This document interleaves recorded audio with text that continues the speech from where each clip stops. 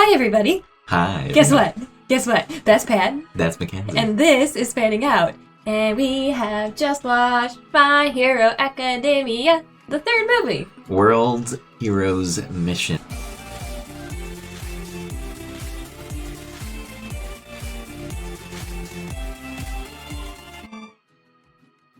Dun, dun, dun, dun, dun, dun, dun. You sitting in the fan chair now. I actually think I know one or two tidbits that Mackenzie doesn't at this point. I know. He's actually caught up completely 100% on the manga as well. You're probably here to hear about the movie review, so let's get to that, shall we? Okay.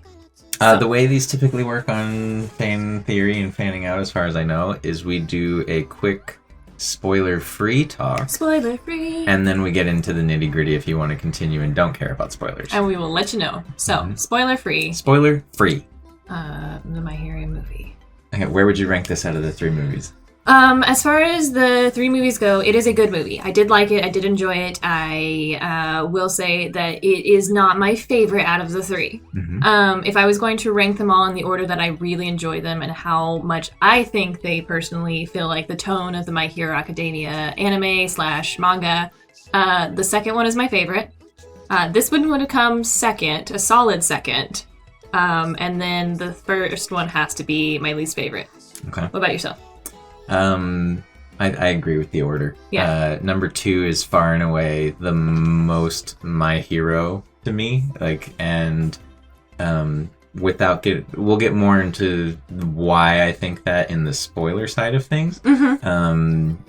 I think this is okay in the spoiler-free section, but I do feel that it does continue in the vein of yeah, it's a My Hero story, but it's not really canon-esque. It doesn't... Technically, this is the most canon out of the three because there is a written for the anime episode in season 5 that you will know that has to do with Selkie. We'll just say that. It has to do with Selkie because that is not within the manga.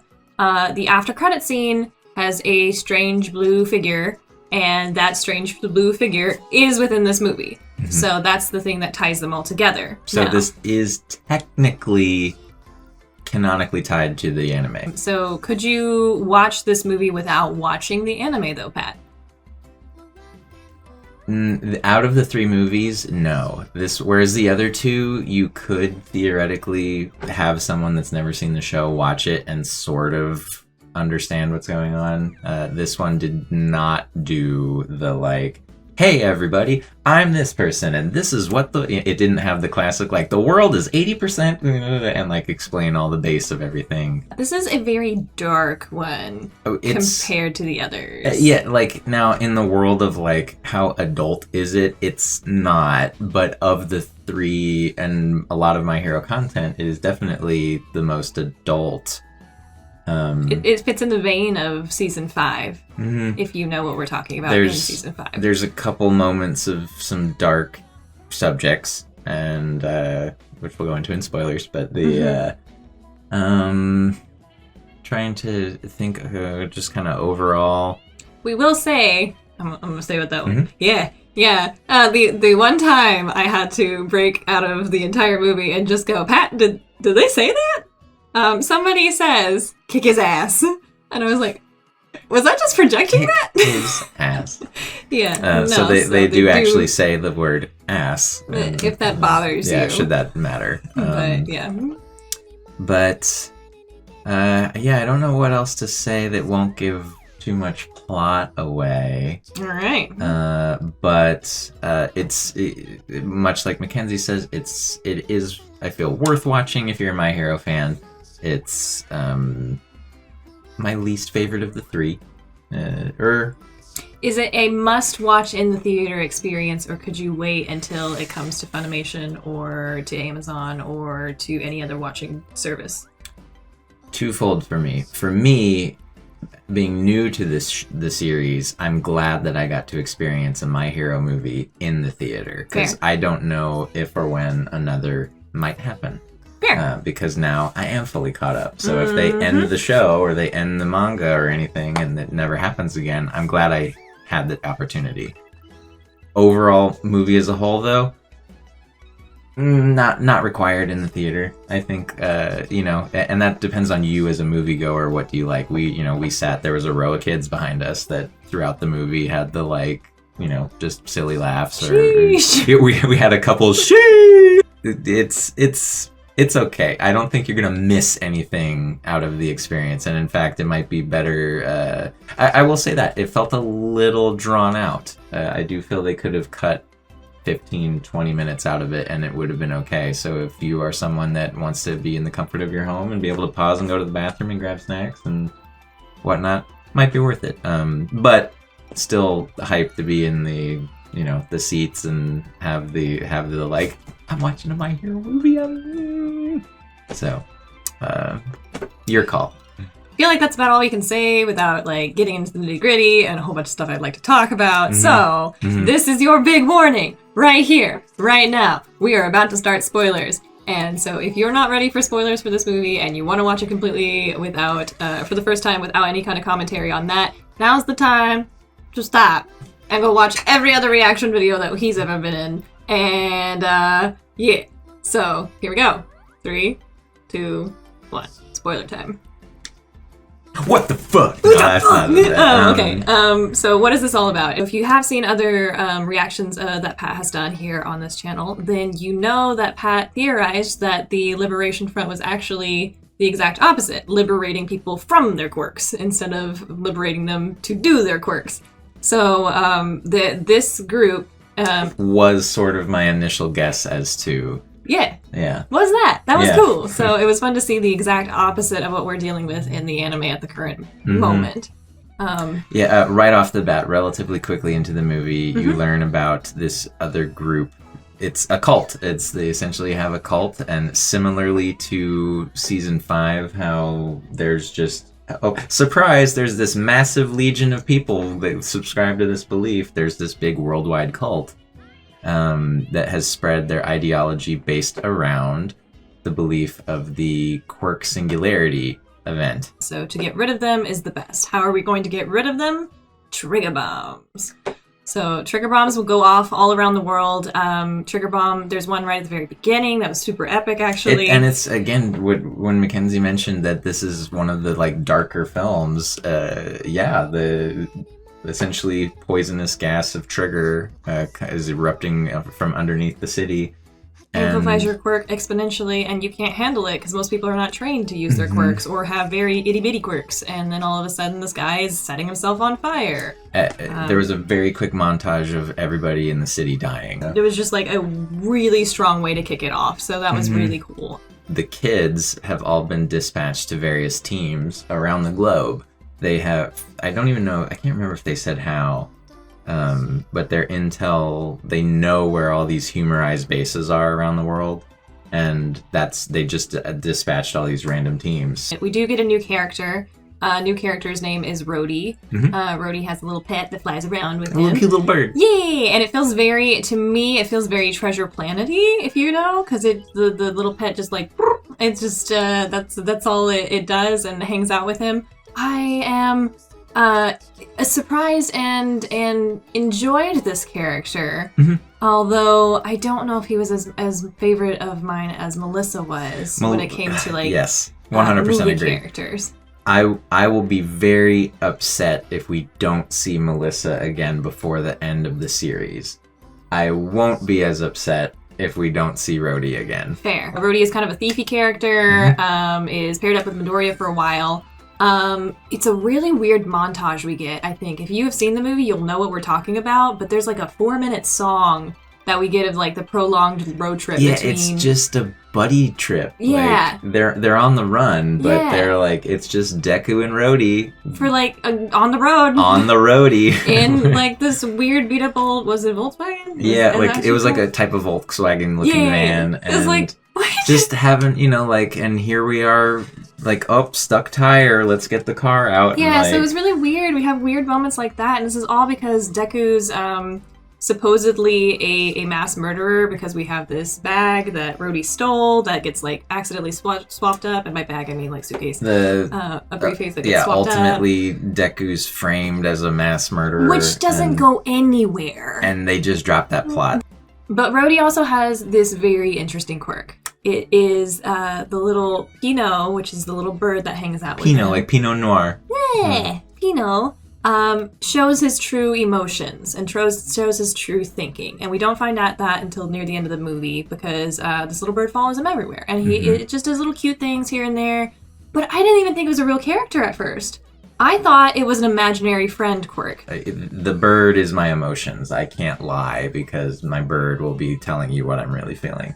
And aside from one big moment near the end, it doesn't really come into play at all of why that's important. Mackenzie's pitch had me sold on our talking after the movie. Why can't this be like an imaginary friend? My quirk is manifesting my imaginary friend, but my imaginary friend can only be seen by me and my family. Because everything this little bird doesn't gain a reaction from Deku, doesn't really gain a reaction from himself. Until like the only person that acknowledges this bird is his little sister at one point when it nuzzles up against her cheek and she's like, me. I think my biggest gripe with the movie is that it was very much a buddy film between Deku and Rhodey. We do have moments of seeing Endeavor and his team and a couple other major heroes and their teams around the world, but it's very brief. What you think is gonna like. The opening is this grand master planned, coordinated special ops thing, and everyone's in this badass spec ops armor and outfits that you've probably seen on the posters and ads and stuff. And then it just kind of zeroes in, like once we get to the Rhodey point, it's like, and we've got Deku in overalls. Yeah, they made it a point to show like these kids finally get to travel around the entire planet and be on legit hero missions, and we are in the middle of like, well, the tire's stuck in the mud. That doesn't really matter. There are good parts that have come through this movie too. Like, I feel like the first half of the movie probably was the weakest half of the movie, and the second half definitely picks it all up. We get a lot of good fights. We get a lot of good characters. There is a character that I thought was really badass that is also a part of the Dark series that we were talking about before. We get an archer. So that's always exciting. I was excited for her, yeah, because she turns her like pinky and her thumb into arms for her bow, and then has arrows that she literally can shoot out on her finger. The one thing that was weird about that is when Bakugo and her confront each other, she ends up committing suicide. She commits. She legit is like, I'm about to lose. I'm going out on my own terms. Yeah, and it's not like, stabby stab or anything. It's like falling out of a plane. But Bakugo doesn't even try to catch her, and we never talk about it again. Yeah. It's just like, that didn't happen. Multiple people witness it, and then they're just kind of like... Whoop. At one point in one of their grand escapes, like, they're Deku and Rhodey are on the run, and they get caught up, and the cops are coming. And as they're escaping, there's this mountain... like with super steep incline and nothing, and car just like mid flip over, like as it's flipping they cut away and like Deku and Rhodey escape, but they're like, I almost shouted out in the theater like, fucking dead. And then another example of that towards the end in the big climaxes of everybody's fights, Bakugo, again, another set of new characters we're introduced to. It's so many. These badass twins that are, like, I don't know, they've got these crazy knife chains that they're like super crazy weapons with. They're very creepy evil. Remember how we're in a quirkless cult that loves being quirkless? There are so many people with quirks. There are so many people with quirks. There are so many people with quirks. What's up with that? But it was, as long as he did point out, the cult leader was like, to the archer, it was like, the way you can atone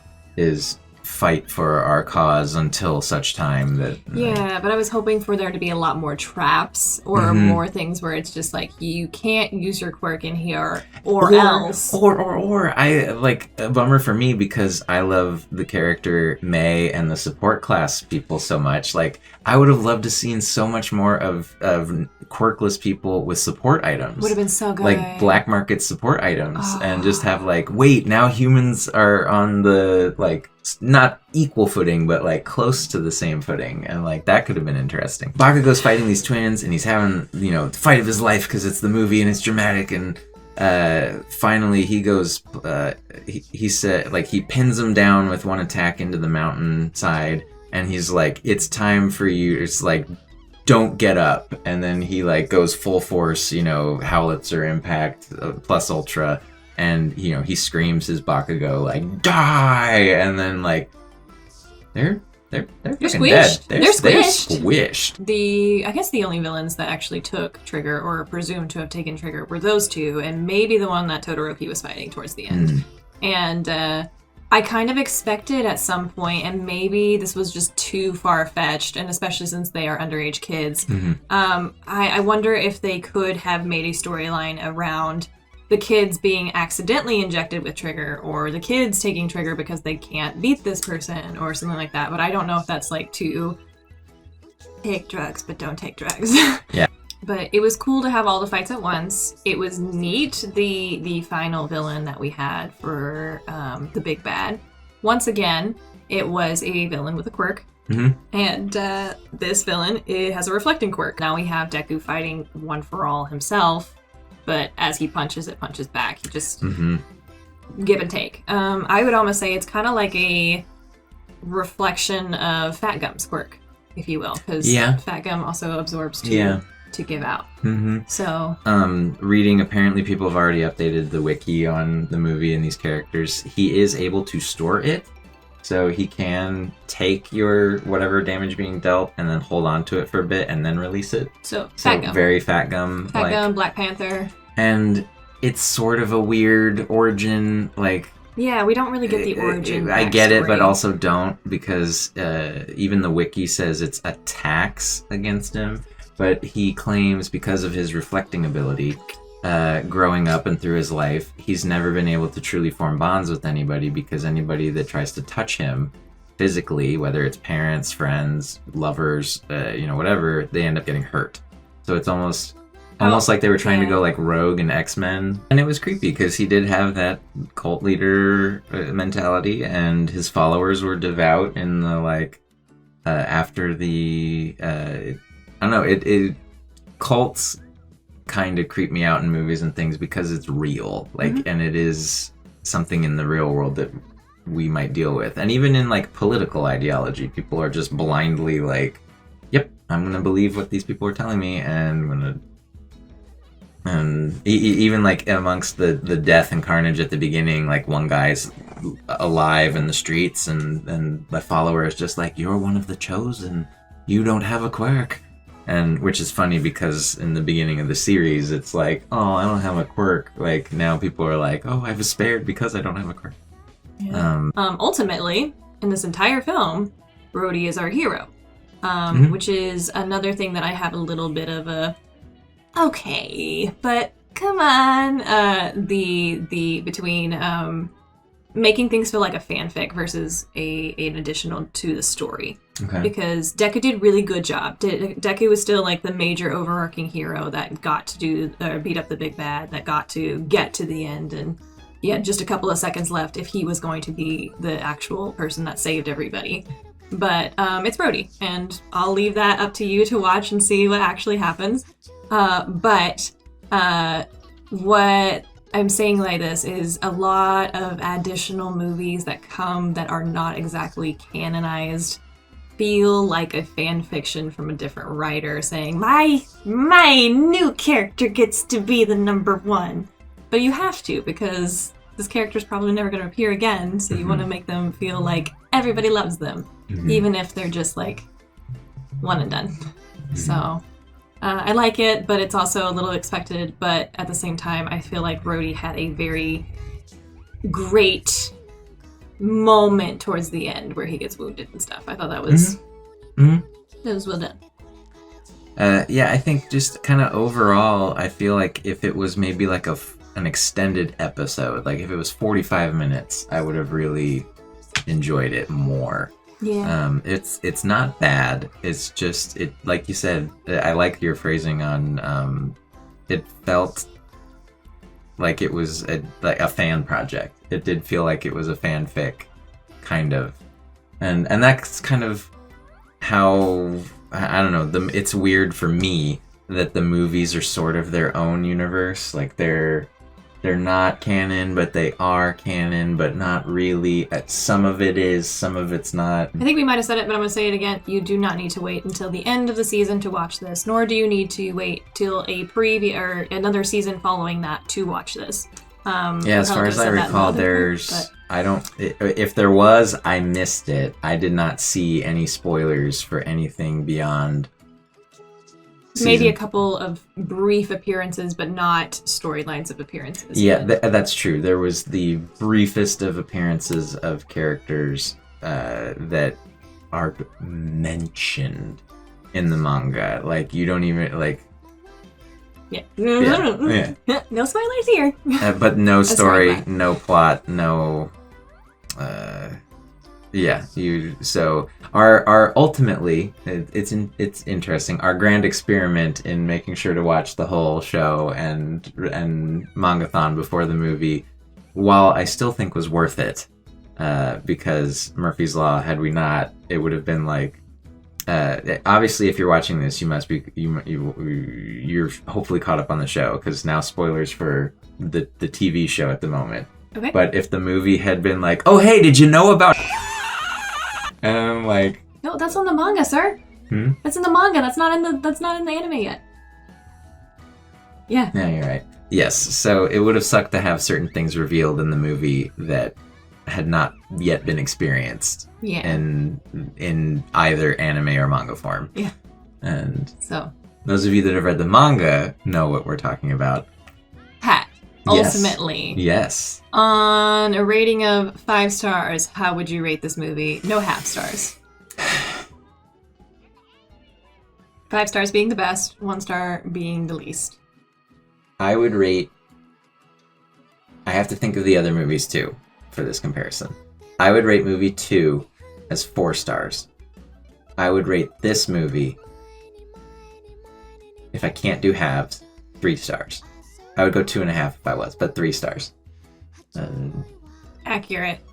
I would say accurate. Yeah, like it's worth a watch. Maybe not necessarily in theaters if you want to save your money.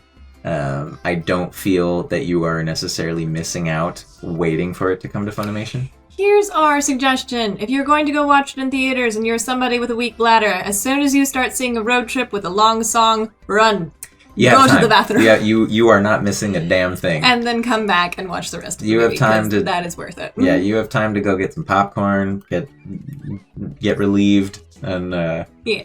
But 3 stars. Solid 3. Yeah, 3 stars. Yeah. But even though it is over, Pat, we're still around. Yeah. We're still around. Yeah. I mean, we do have, hopefully coming up, much like Mackenzie did for Kyle, putting on a trivia competition. Which I'm gonna nail. With you, the viewers, over on Twitch.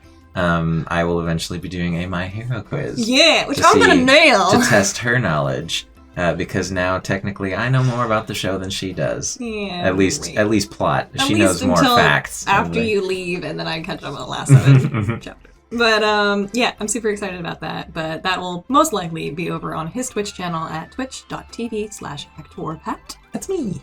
ActorPat. And you can also check me out over on twitch.tv/Sharvana if you'd like to chat with us live or just talk some My Hero stuff over on our Discords.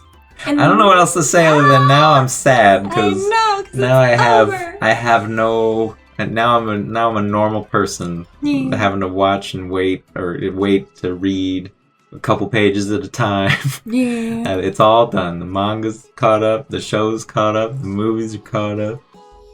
That's okay. Sad panda. In the meantime, everybody, Mm-hmm. thanks so much for fanning out with us. Fans out. Plus Ultra!